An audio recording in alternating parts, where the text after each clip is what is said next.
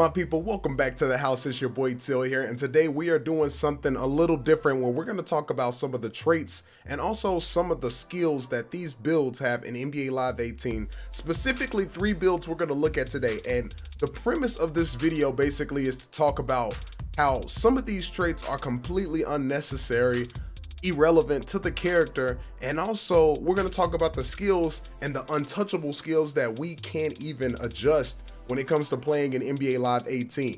Now, going into NBA Live 19, I hope that there are some changes made. Of course, I love the archetype build system where it's like you have a certain build, a certain position. That way it makes the game a little bit more competitive, a little bit more skillful. But this video was honestly motivated by my man YG the Beast. And he was talking about something in his video when it comes to certain traits that players or builds have that don't make any sense at all to the build because it already has a skill set for it.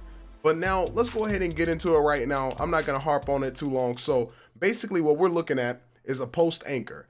Now you see I have 85 post move, 88 dunk. None of this is maxed out yet except for my secondary skills and also my 93 mid-range shot. Now let's go into the traits. The traits are the main thing I want to focus on here, and the ones that really don't add to the player as it should.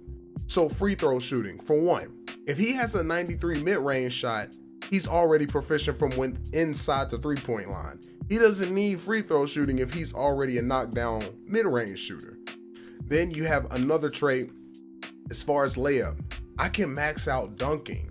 Now, I know that they say that there are some players in the league that can dunk very skillfully, but they can't really finish around the rim that great. But when it comes to a player that's supposed to be the one, or a very skilled player, I do believe that a layup, if he can already finish at the rim strong with a 93 dunk rating, let's go ahead and just show you real quick. This dunk rating, I have it at an 88, so it's gonna max at a 93. Why would there be a layup skill set or a trait for a build that can already finish strongly around the rim and get level 5 dunk animations? Now, another trait I want to go ahead and talk about. This was the main trait here that I wanted to touch on, and I don't know if the devs are going to touch on this or they just consider this a throwaway trait. The open 3 trait for the post anchor is completely irrelevant, and I'm going to show you why here in a second. But as you see, it says rank 1. You have to attempt 30 open 3-point shots. I've already made 1, and that was luck. Now, let's go ahead and go to the point where I was going to talk about with this open 3 trait that makes no sense, and it doesn't benefit this build whatsoever. Now, 93 mid-range shot upgrade, post defense 82, post moves 85, and etc, etc. So you're basically getting that these are skills I can't touch. I can't adjust outside of what is already given to me. With my secondary skills though, this is the problem. If I have a 93 mid-range shot, you're telling me my guy is completely incapable of hitting a 3. But I'm saying if he's 93 from mid-range, he needs to at least be a 70, 72, 75 3-point shot upgrade that this guy should have in order to unlock the open 3 trait. With this 25, I can't do anything with it. Now let's go ahead and take a look at some other players that have the same archetype, but they have a different setup than my post anchor personally. Now you see this guy's a post anchor in himself now. So he has the same build. He's supposed to have everything, same setup, all that good stuff. Now you see he has an inside shot upgrade of 84. He has a mid-range shot upgrade of 87. So everything is looking pretty solid across the board. You know, like I can see where we have similarities at. The difference, what caught me off guard with this build, is that this man has an 84 3-point shot upgrade. What? So he has all the benefits of a stretch big and also a post anchor. So he can finish at the rim. He can also hit elite post moves, and he can also knock it down from deep at a high clip with that 84. Still got a 69 on-ball defense and awareness and free throw. But outside of that, he gets, I think, an above average 3-point rating for somebody like him. But this is all to say that my post anchor should at least be respected enough if he has a 93 mid-range to make sense. So the next player I want to go ahead and look at, and this is another guy that you guys may also know about and you also appreciate as a post anchor, and that's Marc Gasol. Now, when we go into his skill set, now he's a post anchor as well, so across the board we look pretty similar. You got 84 shot, mid-range, 84 inside shot, post defense. Now his post moves is deadly. He's up to a 97. This dude is going to be able to get down when he wants to. Now what we're going to look at is the secondary skills.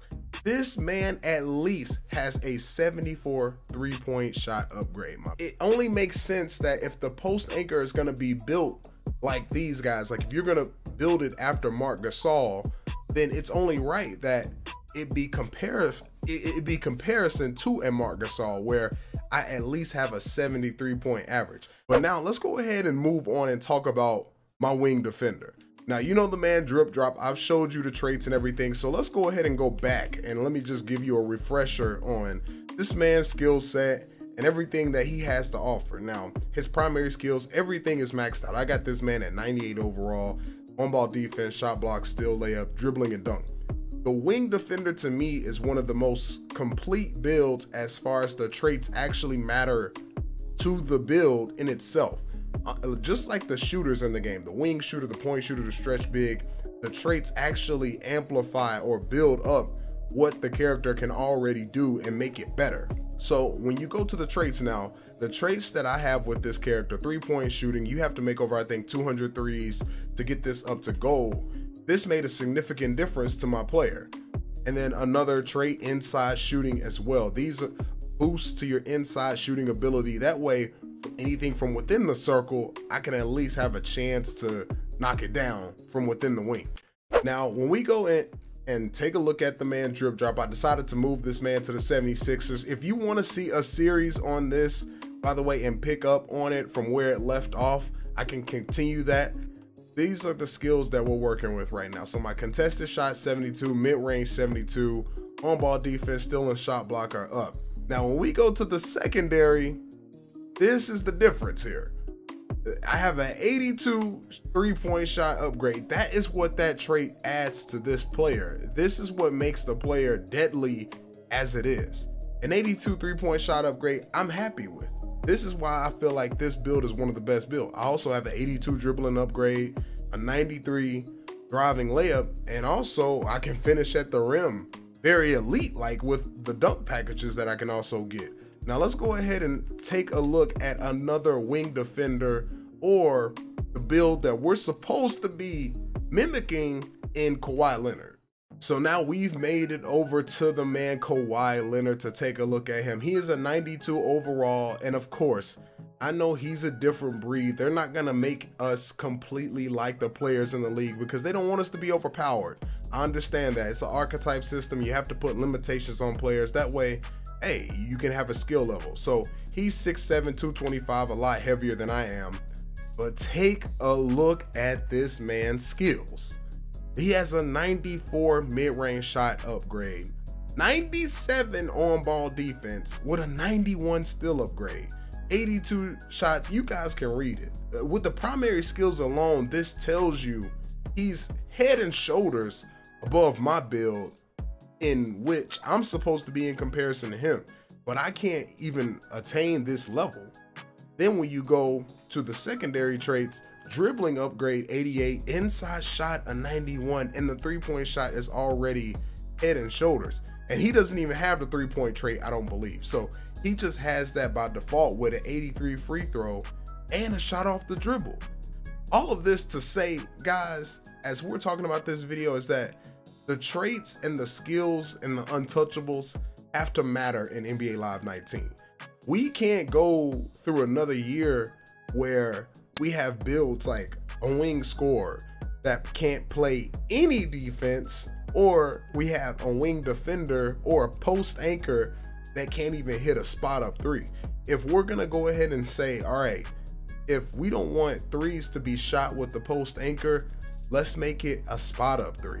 Not necessarily an open three trait, but a spot up three. So come out with a trait called spot up three, where it's like, if you are set in place for 2 seconds and somebody passes you the ball, you have a higher chance of making that shot over a moving three or an off the dribble three. But anyways, my people, hit that like button, leave your feedback in the comment section. We in the house. Peace, guys. Pull up with that new in the driveway.